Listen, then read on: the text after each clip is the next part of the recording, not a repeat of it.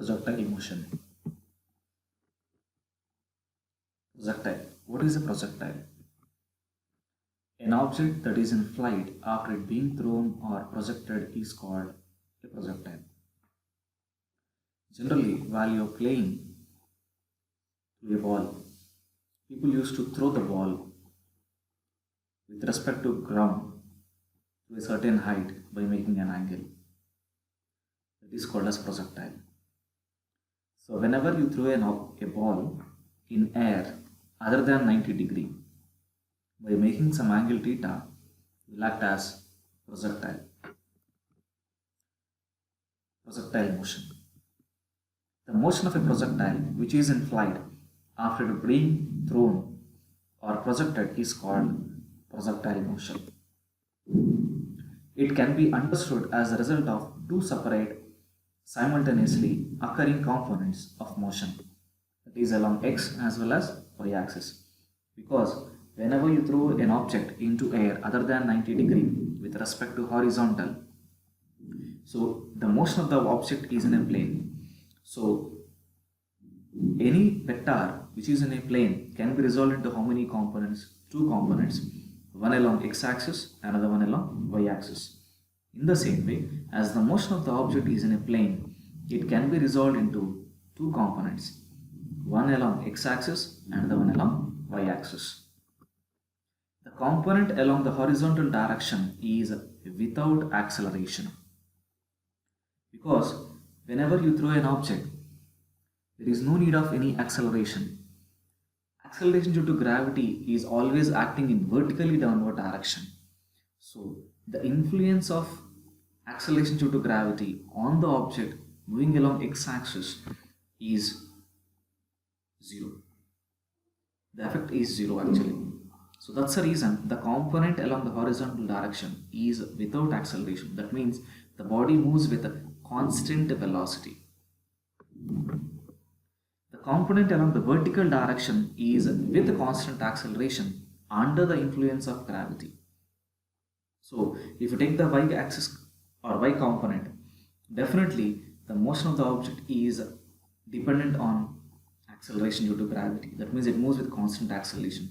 So the height of the object reached is completely dependent on the vertical motion itself, not the horizontal. In our study, the air resistance is negligible and the acceleration due to gravity is constant over the entire path of the projectile. This is the condition which we are going to consider here. Equations of a projectile motion. So let us find out an equation for projectile. Suppose that the projectile is launched with a velocity v0 that makes an angle theta naught with the x-axis. Here v0 will act as initial velocity. Suppose that is an xy plane and O is the horizon, and I am going to throw an object from O such that it is going to move along this path and falls on x-axis at a certain point.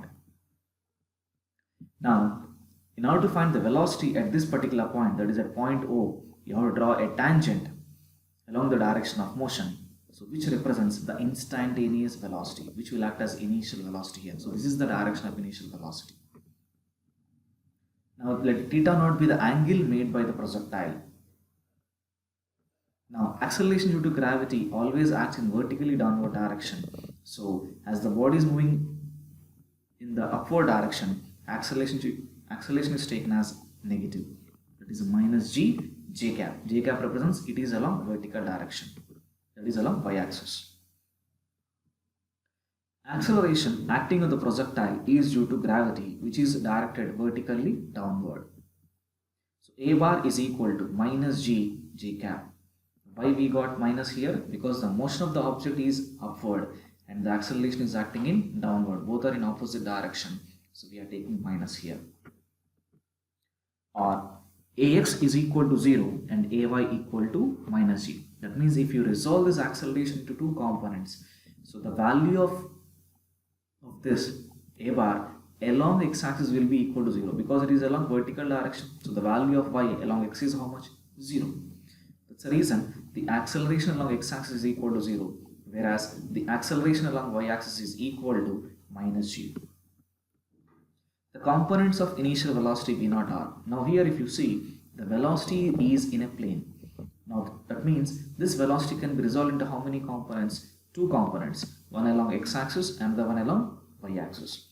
So if you take the projection of this velocity onto x-axis, this is the x component which is represented by v naught cos theta, because if you see this is a right angle triangle, this is the base is represented by which theta? Cos theta. So v naught cos theta naught, and the vertical line, that is a perpendicular line, is representing y component, so which is nothing but v naught sin theta naught, that is the y component. So v naught x equal to v naught cos theta naught and v naught y equal to v naught sin theta naught. If the initial position is taken as the origin, then x naught is equal to 0, y naught is also equal to 0. Now suppose the object is going to fall at a certain point called x. So x equal to x naught plus v naught xt plus half axt square becomes, now this equation if you take and substitute these values, you are going to have x equal to v naught x into t, because acceleration along x-axis is 0 and the position is at origin which is equal to 0. So x is equal to v naught x into t. What is v naught x actually? V naught cos theta naught. Substitute the value here. You're going to have the equation as x equal to v naught cos theta naught into t. And if you want to find the position along y-axis at a certain time, so y equal to y naught plus v naught yt plus half ayt square becomes, if you substitute the value, y naught equal to 0, ay is nothing but how much? Minus g.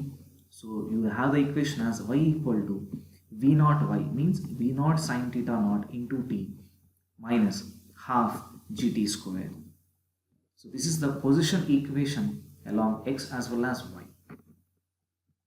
The components of velocity at time t are, that means after certain time t, I want to find the velocity component. So I am going to use the first equation of motion, that is v equal to u plus at. So if you take the x component, vx equal to v naught x plus ax into t becomes vx equal to v naught x in equal to v naught cos theta naught, because ax is nothing but how much? 0 here. There is no acceleration along x-axis. Now the same equation if you write along y, vy equal to v naught y plus ayt, which becomes v naught sin theta naught minus ay is nothing but what? G. So minus g into t. Now if you see, this is the entire projectile motion. Now here, this is the direction of velocity which is resolved into two components, and if you take at certain time, again it is also resolved into two components. If you see, the x component will remain the same, it means the velocity remains the same, whereas the y component is going to decrease as we move upward, and it becomes 0 at the maximum height. This point is called as a maximum height, where the vertical component velocity becomes 0, but alone it is having horizontal component.